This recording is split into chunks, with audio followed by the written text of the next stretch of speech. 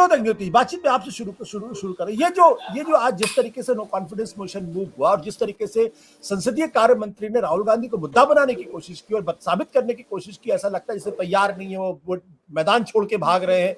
ये ऑब्सेशन क्या कहलाता है? संसदीय कार्य मंत्री की जिम्मेदारी तो ये कि कोऑर्डिनेशन करें विपक्ष के साथ मिलकर ताकि सदन स्मूथ चले। वो खुद ही उछल के माफ करिएगा, वो खुद ही बहुत एजिटेटेड होकर राहुल गांधी को मुद्दा बनाने की कोशिश कर रहे थे। वैसे तो मैंने कभी भी, मेरा पार्लियामेंट कवर करने का जो अनुभव रहा है विनोद जी का तो हमसे भी पुराना है, कभी भी किसी संसदीय कार्य मंत्री को इस अंदाज में मैंने नहीं देखा कि बिल्कुल जिस तरह से, जिस आक्रामक अंदाज में जिससे वो विपक्ष के नेताओं से बात कर रहे थे, जवाब दे रहे थे, हम लोगों ने देखा है संसदीय कार्य मंत्री बहुत हंसते हुए सहज भाव से बात करते हैं, क्योंकि उनका काम ही होता है कि एक फ्लोर कोऑर्डिनेशन, जैसे साहब ने कहा। दूसरी बात यह है कि देखिए, नो कॉन्फिडेंस मोशन को लेकर के जो हम लोगों की समझ रही है, जो इतना हमने कवर किया है, देखा है, उसमें पहली बात तो ये है कि नो कॉन्फिडेंस मोशन का जब नोटिस मूव होता है उसके बाद हाउस में कोई बिजनेस नहीं होता और उसके बाद सबसे पहले वही टेकअप किया जाता है। अभी तक का तो परंपरा यही रही है। अब इस बार वो हुआ कि उन्होंने कहा कि अब 10 दिन के अंदर 10 वर्किंग डेज में कभी भी ला सकते हैं, तो उसको बिल्कुल आखिरी 10वें दिन लाया गया और बीच में सारे बिजनेस जो है निपटा लिए गए। दूसरी बात यह है कि नो कॉन्फिडेंस मोशन आमतौर पर जो नोटिस देता है वही इनिशिएट करता है, जिसका नोटिस मंजूर होता है, और हम लोगों ने यही देखा है। और तीसरी बात यह है कि प्राइम मिनिस्टर जब नो कॉन्फिडेंस मोशन इनिशिएट होता है हाउस में, तो उस पर प्रधानमंत्री मौजूद रहते हैं। बोलते हो बिल्कुल बाद में, आखिर में है, जब सारी बहस हो जाती तब जवाब देते हैं, लेकिन शुरुआत के समय वो मौजूद रहते हैं। उसके बाद जब वो बहस शुरू हो जाती है तो एक दो वक्ता जो नोटिस मूव करने वाले वक्ता बोल चुके होते हैं, एक दो, और उसके बाद प्राइम मिनिस्टर अपने रूटीन काम पे चले जाते हैं, फिर बीच में आते हैं, फिर ये होता रहता है। हम लोगों ने तो यही देखा है, चाहे अटल जी प्राइम मिनिस्टर रहे हों, नरसिम्हा राव रहे हों या मनमोहन सिंह हो, जब भी कुछ हुआ है, कोई मोशन आया।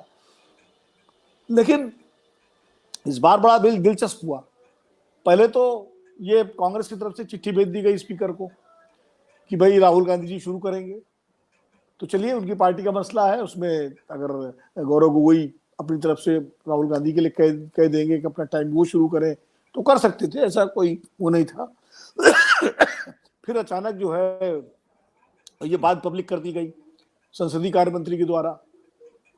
और उसके बाद जब राहुल गांधी नहीं आए तो विपक्ष इसके पहले कि ये पूछे कि प्रधानमंत्री जी क्यों नहीं है इनिशिएटिव की तरफ, पहले ही सत्ता पक्ष ने एकदम से अपना तीर छोड़ दिया कि राहुल गांधी को बोलना था, राहुल गांधी क्यों नहीं बोले, राहुल गांधी कहाँ है, डर गए, सो गए, जगह नहीं, क्या है, दुनिया भर का। और पूरा अटेंशन जो है वो राहुल गांधी पर आ गया, पूरा फोकस।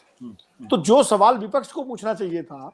कि भाई नो कॉन्फिडेंस मोशन इनिशिएट हो रहा है तो प्रधानमंत्री जी को होना चाहिए था, प्रधानमंत्री जी आज क्यों नहीं है, ऐसी कौन सी इमरजेंसी है, क्या है कि आज वो व्यस्त है, कहाँ व्यस्त है, ये विपक्ष पूछ सकता था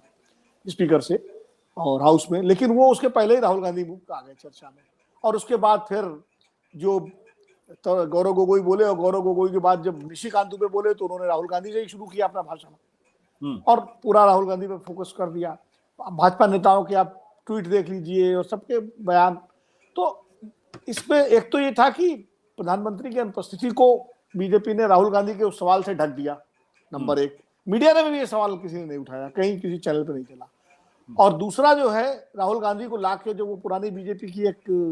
क्या कहते हैं, उनका एक नैरेटिव है, चूंकि आपने नैरेटिव से 2014 से पहले नहीं सुना था, लेकिन अब मजबूरी है, हम लोग 2023 में है तो नैरेटिव बोलना पड़ता है, इसको हम लोग माहौलबंदी भी कहते हैं।